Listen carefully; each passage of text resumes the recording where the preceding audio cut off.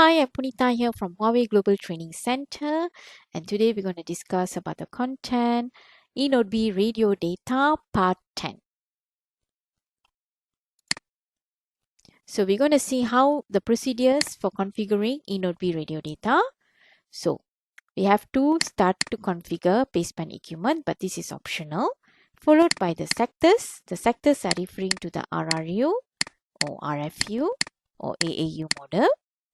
Then we configure the cell. After that, we configure the neighbor cell. So what are the common radio data? So first, we have the optional part, baseband equipment. So this is the command, add baseband equipment. Then we have the sector. We need to add the sector and sector equipment. Sector equipment is referring to the TX and RX. Sector is referring to the RRU, RFU, or AAU model. Then we add the cell. We bind the cell with the sector equipment. We add the cell operator to bind with the tracking area ID.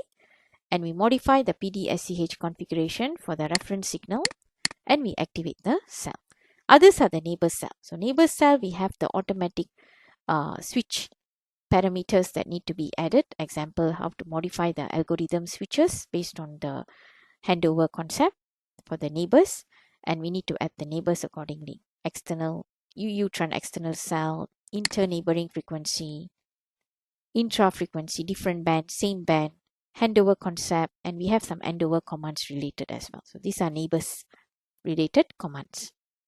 So let's see the relationship between cell and sectors. A sector is an area covered by a group of RF antennas with the same coverage. A cell is an area where radio communication services are provided. So cells can be classified into single or multi-sector cell. So a single sector cell is a traditional cell. It has only one sector. A multi-sector cell has a multiple sectors providing larger coverage area. So we have sector 0, sector 1 and 2 frequency, and this one is the cell. So basically you need to be in a cell in order to get the service. So what are the definitions of a sector and sector equipment? So sector is newly defined. Sector equipment and EU cell sector equipment are added. A sector is a radio area covered by a set of RF antennas with the same coverage. Sector equipment is a set of RF antennas that can transmit and receive signal. Basically, it's referring to the TX and RX level. This set of antennas must belong to a sector. So basically, cell and sector equipment are bound through the EU cell sector equipment. So this is the mobile object relationship. Cell will be binded with the EU cell sector equipment. They will be binded with the sector equipment, and you have to configure the sector for it. So generally, one sector needs to be configured with only one sector equipment. So this is the key point here for the configuration between the sector and the sector equipment. So let's see the first command, add sector. So what information needed? So sector ID, antenna number of TX and RX.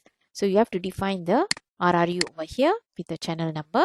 So if you're using 2T, 2R, then you have to define it as ROA and ROB. And you have to set it as true. So basically you need to set the TX mode later as TX and RX mode. So let's look into this first command. So what we have configured in our sites here. So I'm going to list sector to see the configuration first. So when you list the sector, so this is exactly what they have configured. So I have one sector ID, sector name, and these are the information that I have for my sector. Next, we move to the sector equipment. So in the sector equipment, so besides the sector equipment ID, we have to bind with the sector ID that we configured earlier. Then we need to define the antenna number. So let's say we have 2T and 2R. Antenna number will be 2. We have to define the RRU with the channel number, and we have to define the mode RX and TX. So this is considered 1T and 1R. And we repeat again with RX and TX mode 1T and 1R. So basically total, this is a 2T 2R solution. So let's look into the sector equipment from the lab. So I'm going to list the sector equipment.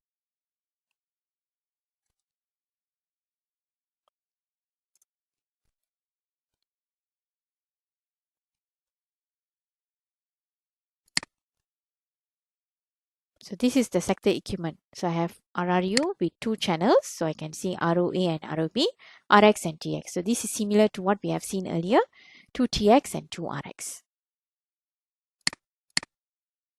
So let's look into the cell category. So in cell category, we have so many parameters to add on.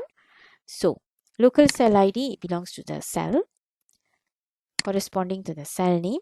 Then we have the frequency band. So it configures the customized bandwidth that we are using. We have the downlink FCN. Frequency channel number is depending on your frequency band that you are using. So basically it has to be calculated by using the FCN calculator. So if you are using band 7, there is a range allowed. So basically this FCN is based on the frequency band. So uplink bandwidth, you are using 10 megahertz and 5 megahertz respectively. Cell ID and PCI, physical cell ID. So physical cell ID mainly we use for to control the cell age and cell center user coverage. So it also depending on the primary synchronization signal and secondary synchronization signal values and the cell radius. So we have the offset, we have the transmission mode, transmission and reception mode to define the TX and RX. And we also have the root sequence index for the coverage radius. So this is mainly on the coverage to calculate based on the coverage radius. So let's look into the cell information. So when we list the cell,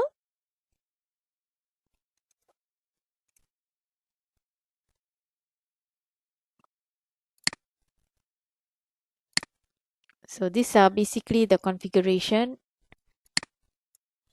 So we have 2 cells configured here. So these are the information. We are using band 3 and 40. This is the downlink FCN. This one is the uplink bandwidth and downlink bandwidth. Cell ID, physical cell ID. So the physical cell ID must be different in comparison. The cell ID and physical cell ID will be binded. So different cell cannot use the same PCI. PCI must be different for each of the cell. If not, there will be conflict. So that is based on the PCI mode level. Then we have the TDD FDD mode here. We also have the subframe assignment and we have the root sequence index for the coverage radius. So these are the important parameters. Others are actually by default configured by the system. So next we need to bind the cell with the sector equipment. So for this command add EU cell sector equipment, we will bind the local cell ID with the sector equipment ID. So let's look into this command. So I'm going to list the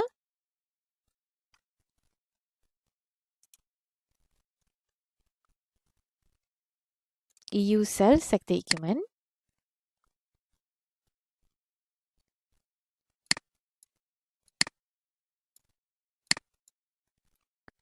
So local cell ID will be binded to the sector equipment ID. So basically this is the command that they have requested to configure earlier. So when we try to view back, this is basically the binding process between the local cell ID and the sector equipment ID. Next, we're going to add the cell operator information. So cell operator information, basically we will bind the local cell ID with the local tracking area ID. This one we added in the basic data. If you can recall back, we added this in the basic data under CN operator tracking area. So basically we are binding that information to our cell. So this is the binding process. So add cell operator. So let's look into some example of how they have configured. So list cell operator.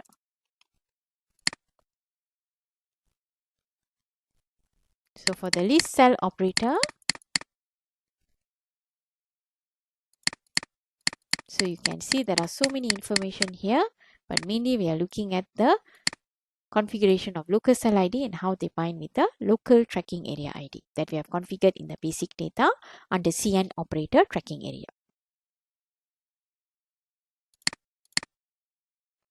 Q&A session. The number of CRS ports cannot exceed the number of physical antennas of the cell. Yes or no?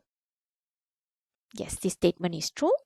So the summary of the eNodeB radio data, we have learned about procedures for configuring eNodeB radio data, common radio data, relationships between cell and sectors, definitions of the sector and sector equipment, how to add a sector, how to add a sector equipment, how to add a cell, how to bind the cell with the sector equipment, and last but not least, how to add the cell operator information.